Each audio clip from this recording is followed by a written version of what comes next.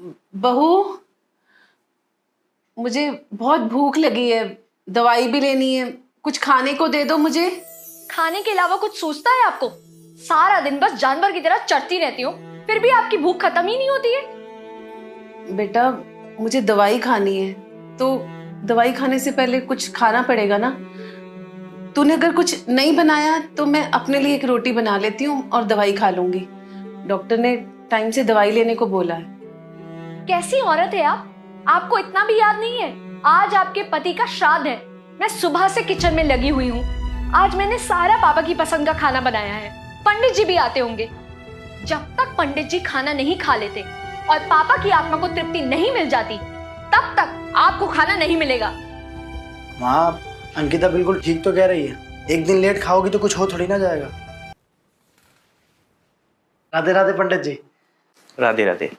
माँ, आप अंदर चले जाओ, पंडित जी आ गए, हम उनको भोजन करा कर आते हैं।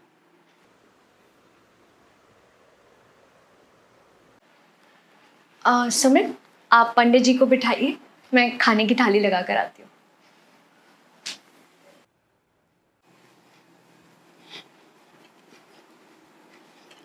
लीजिए पंडित जी, खाना ग्रहण कीजिए। हाँ पंडित जी, अंकिता बहुत अच्छा खाना बनाती है। आप खाइए और बताइए कि कैसा बना है। आप खाएंगे तो पापा की आत्मा तृप्त होगी।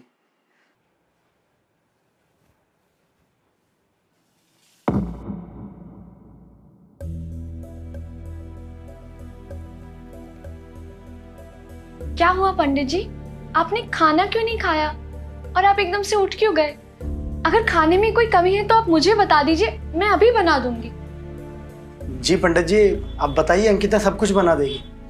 प्लीज आप खाइए ना। अगर आप नहीं खाएंगे तो पापा कैसे खुश होंगे और हमें उनका आशीर्वाद कैसे मिलेगा? बेटा, भोजन में किसी प्रकार की कोई त्रुटि नहीं, किंतु भावना का अभाव है।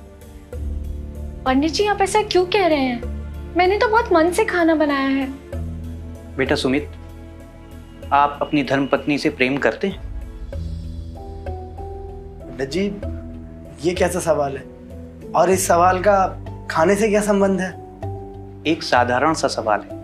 क्या आप अपनी पत्नी से प्रेम करते हैं? आप इनकी परवाह करते हैं? क्या ये आपकी जिंदगी में अहमियत रखती हैं?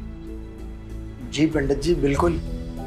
मैं अंकिता से बहुत ज़्यादा प्यार करता हूँ। मैं इसके लिए हर चुनौती से लड़ जाऊंगा, क्योंकि मेरी ज़िंदगी में ये सबसे ज़्यादा अहमियत रखती है। पर आप ये सब क्यों पूछ रहे हैं? पति और पत्नी का रिश्ता धूप और छांव की तरह होता है। दोनों एक दूसरे के सुख दुख के सच्चे साथी होते हैं। दोनों ही एक दूसरे के लिए अपनी जान तक दांव पर लगा देते हैं। क्या मैं सही कह रहा हूँ बेटा?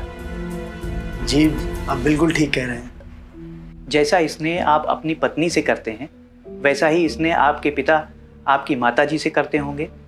जी पंडित जी, शायद हमसे भी बढ़कर।